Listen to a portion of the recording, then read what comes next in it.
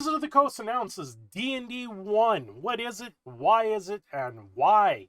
Why, for on God's green earth, are we going this route? Let's jump right into this one. This is a trailer they put out for D&D 1. I've got a lot to say on this one.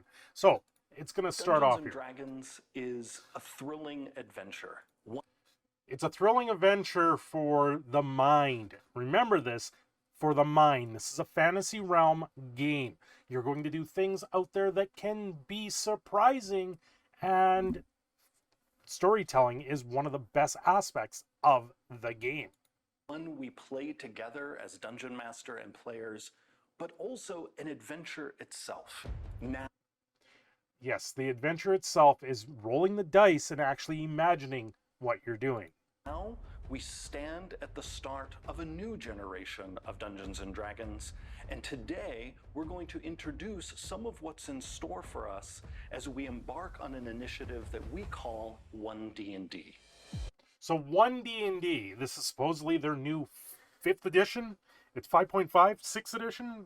You know, they're selling you the same books that they have sold since 3rd edition. When they did the rule changes to a D20 system, I hopped on board because it streamlined the system. Yes, it got rid of THRU. THRU in itself is a great mathematical formula to figure out things. And once you understand it, it is quite easy to do. But the D20 system, I just found overall was easier to pick up. It's like picking up a quarter-pounder cheeseburger instead of a third-pounder cheeseburger. A lot of people associate 1/3 as lower as 1/4, even though it's more. Growing up, I loved fantasy, but I never saw myself as the hero because I didn't think it was possible for someone who looked like me, who acted like me, who was like me, to be that hero. Okay. Someone that acted like you, looked like you, was that hero. What game are you playing? Are you not playing a character you made yourself based off your own qualities, based off your own fantasy, based off your own imagination? If you cannot see yourself in your own imagination, then you've got something seriously wrong. You need to step back and probably talk to a doctor if you cannot pick up and imagine yourself in these realms. There's been a lot of stuff through D&D and through Wizards of the Coast, through a lot of these role-playing style games where they're trying to create a diverse and a inclusive space and trying to placate to people's disabilities. I have a disability, and I can tell you right now, would never want to play it in a game. I don't want to sit, I've gone over this in the past. I don't want to sit there in the middle of a game having to take a crap because my colitis acts up. You have any idea how ridiculous this sounds? That you have to have the qualities of yourself in the game and you don't see it in the game because you can't imagine yourself in the game? This makes absolutely no sense, and you need to throw this thinking out. That thinking came from an article, I believe it was Polygon or something stupid like that, and it's been repeated to death. We want to continue to reach out to folks who are interested in fantasy, who love storytelling, who enjoy spending time with their friends and creating these collective stories. That's great. That's what everyone wants. That's what everyone is destined to do when it comes to a D&D campaign.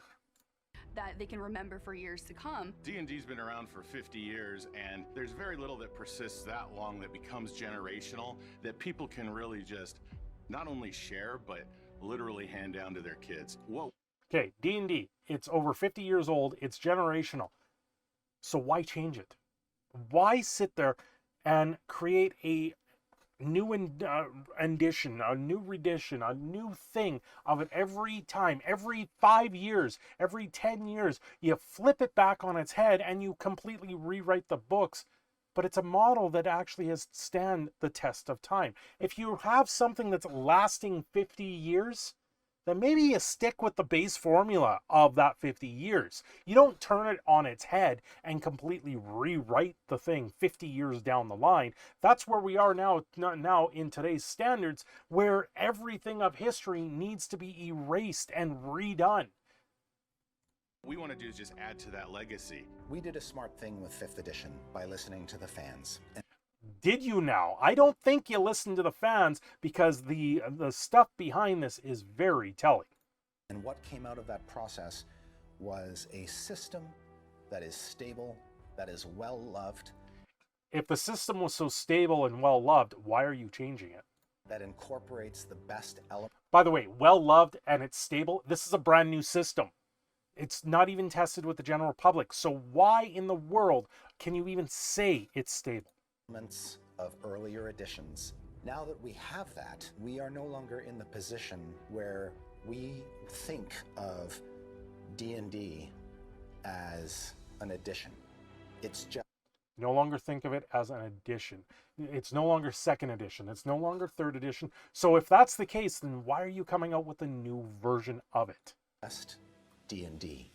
5th edition is a rule set that has worked for so many people and has brought so many new and exciting folks into the game. It's Majority of the people I know say 5th edition is absolute trash and they don't play it. They continue to play like 3 or 3.5 and with the Pathfinder rule set instead, because it fixed a lot of the issues that there were in 3rd edition.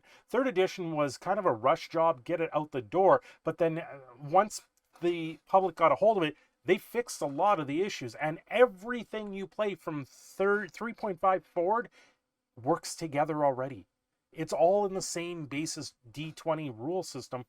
So once again, changing it up doesn't make sense. It's more important for us to continue to cultivate and respect and love what it is, you know, that the world has told us is working for them. The sort of change you're going to see isn't about taking anything away from you, isn't about changing any of that stuff that you love. It's much more about giving you more, giving you more. Giving you more what? That's what all the rule supplements of books, there's millions of these books out there now, well, hundreds of these books out there with different adventures, different campaign arcs.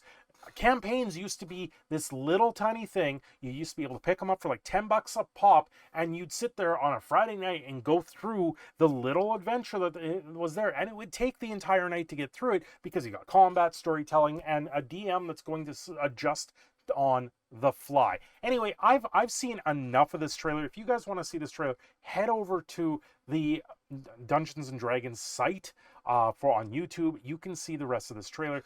I really did want to pick apart the very beginning of that because it's absolutely ridiculous. Let's look at the these comments involved in this video. Now, the comments are, please don't close the 3rd edition out from the third-party content. The community is always living hard in new systems. I don't worry about people who play homebrewed adventures and not published ones. I find this new system very unfriendly and restrictive to their creativity. Very telling on where things are going to go with this new sort of system. It's kind of ridiculous in that sense. Let me blow that up there. If you own a digital copy of a book, you should have a digital minis of the creatures in that book, right? If you're getting there was a big announcement in there later on in the trailer. They talk about how they're making it all digital and how you're going to have to subscribe to their supplements. So pretty much they're going to cut everyone off. Now you've got to subscribe to their supplements. This is the way everyone's going already. It's pretty ridiculous. What is this?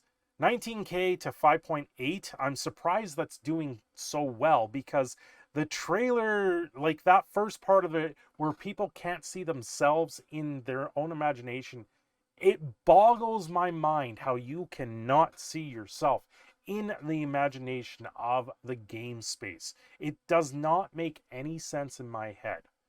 So here are my biggest concerns about the whole thing. One, I hope they go back and revise some of the base classes. Trying to use subclasses for a long time to balance out weaker classes like Sorcerer, Warlock, Ranger has caused some issues, yada, yada, yada.